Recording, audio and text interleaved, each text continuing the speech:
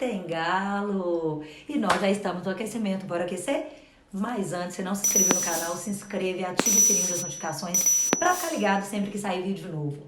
Então, vamos falar de galo? Daqui a pouco, o Atlético enfrentará no Beira-Rio o Internacional pela 5ª rodada do Campeonato Brasileiro. Quais são as expectativas para o jogo? Uma vitória, é claro. O Galo, com uma vitória, pode ultrapassar o Inter, vice-colocado, e quem sabe terminar a rodada na liderança. Esse é o confronto da rodada. 2 times treinados por argentinos que vivem um bom momento no campeonato. Inter, vice-líder. Galo, terceiro colocado. Ambos com elencos equilibrados, rodando bastante os jogadores para que eles estejam todos preparados. A expectativa é de um jogo muito acelerado, com muitas roubadas de bola, assim como foi Galo e Flamengo. Por quê? Justamente pelas características do jogo dos 2 times, né? São times que são muito parecidos. O jogo tende a ser muito difícil nesse aspecto. Porém, por serem times que gostam muito de sair para o jogo, de buscar o gol, o jogo deve ser muito bem jogado, um jogo intenso, né? Muito bom de ser visto. Não tem como falar dos pontos fortes do Atlético sem citar a intensidade. Mas não se trata apenas de uma correria desenfreada, mas de uma imposição. O time do Galo tem apresentado um padrão tático, uma organização em campo em que cada jogador exerce uma função muito bem definida nesse esquema. Então, quando o Galo aplica a ofensividade, é muito comum que o outro time não consiga sair para o jogo, que ele não consiga cadenciar a posse de bola e tampouco fique com a bola. E essa é uma das principais características do que tem se chamado de estilo Sampaoli. Uma outra característica já bem natural desse estilo é a ofensividade. E algumas pessoas podem se perguntar, mesmo jogando contra o Inter, vice-líder do campeonato lá no Sul, o Atlético vai manter essa ofensividade? Como já disse o próprio Sampaoli, quem acompanha o trabalho dele sabe que a resposta é sim. O Galo vai buscar o gol o tempo todo e que venham muitos gols.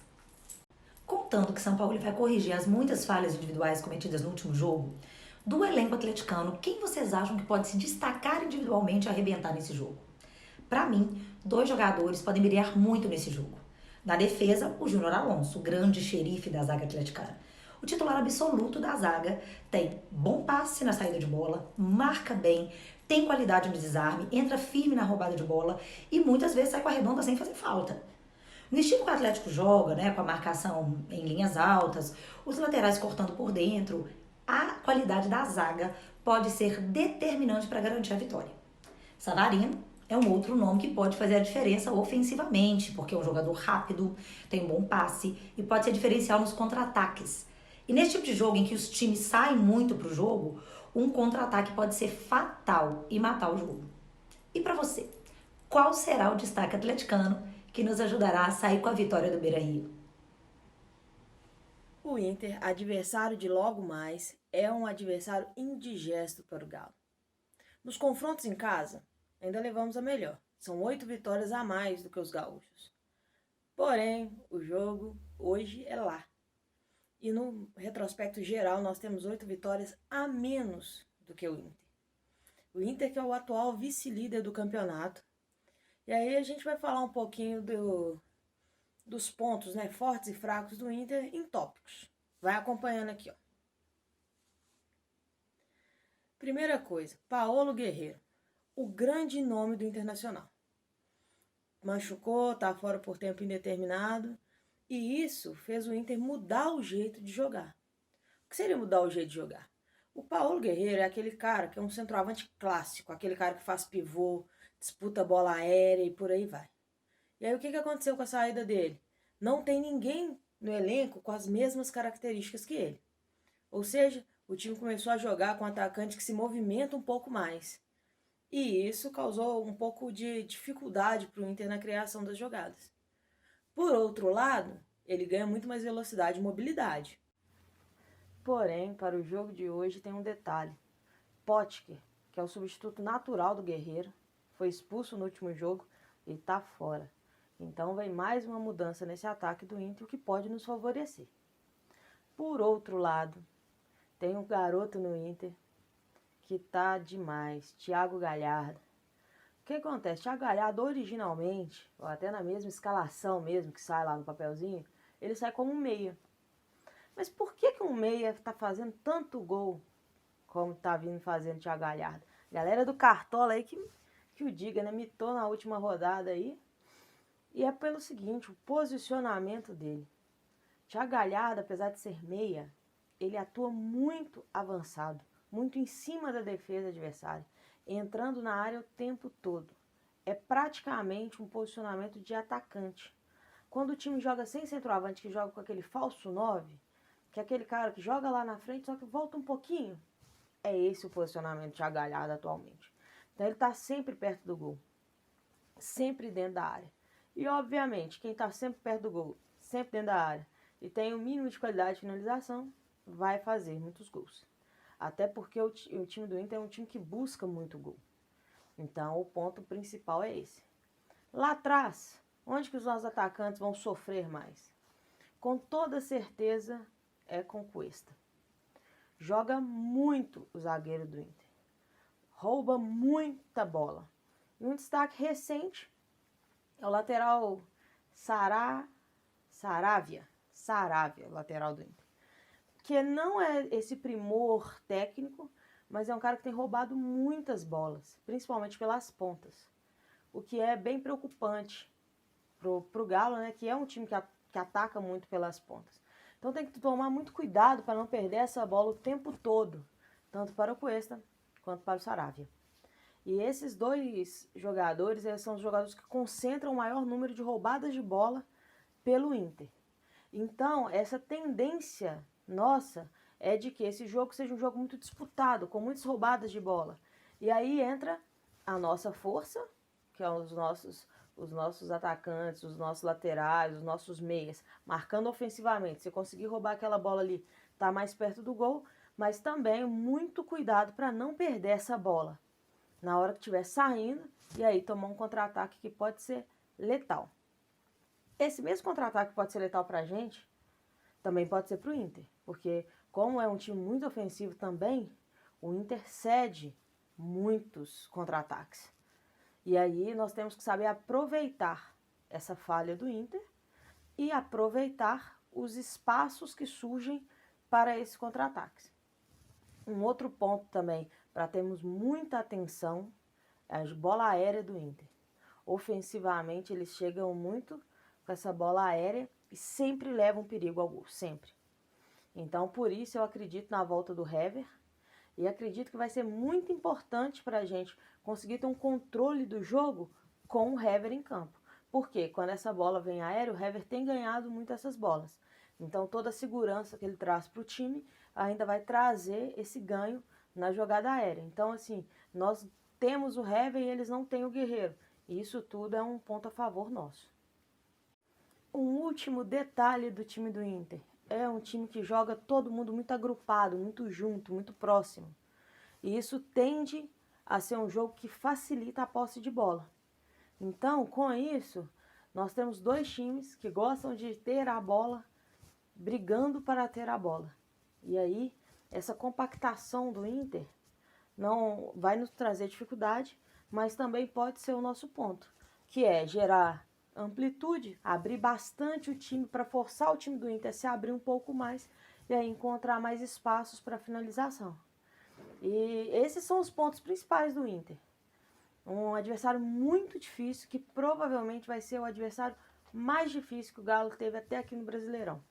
Mas com certeza vai ser um ótimo jogo de duas equipes muito bem treinadas.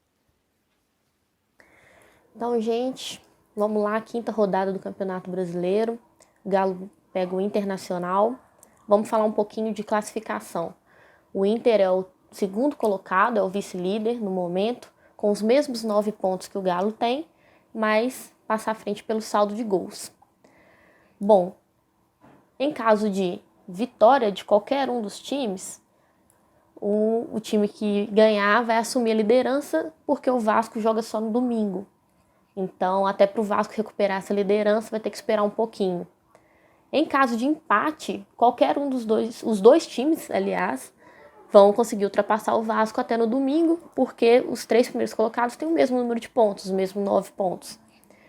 Bom, os times que podem ultrapassar Galo ou Inter são o Santos, que recebe o Palmeiras no domingo, e o Bahia, que encara o Ceará no Castelão.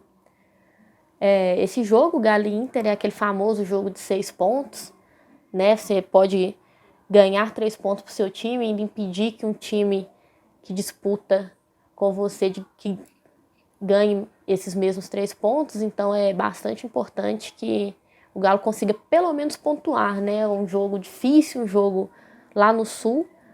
O retrospecto do Galo não é tão positivo assim, mas é importante que a gente pelo menos pontue para não deixar que essa diferença cresça ali na frente. Bom, em questão de escalação, o Inter foi bastante prejudicado, né? Porque perdeu um jogador muito importante. O Guerreiro se lesionou, que é assim um dos melhores, se não for o melhor centroavante atuando no futebol brasileiro. Então é um cara que realmente vai fazer muita falta. O Potker acho que foi expulso no último jogo. Então o Internacional está com alguns desfalques importantes lá na frente. Mas um dos principais jogadores, que é o Galhardo, vai jogar e é um cara que merece muita atenção do Atlético. Bom, imagino que o Inter vai ser escalado dessa forma: Lomba, Moisés, Zé Gabriel, Cuesta, Saravia, Lindoso, Patrick, Bosquilha, Edenilson, Galhardo e Yuri Alberto. Bom, e o Galo? O Galo vai pegar um Inter que joga bem diferente do que joga normalmente o Botafogo, Corinthians. Vai pegar um time que propõe mais um jogo, mas que também acaba deixando mais espaços. Então, o Galo vai precisar de bastante velocidade para poder explorar esses contra-ataques. Agora, o que o São Paulo vai pensar? Será que ele vai querer pôr 3 zagueiros ou ele vai querer povoar o meio de campo? Bom, isso acho que a gente vai ver nas nossas apostas do Peruca FC que vem a seguir aí.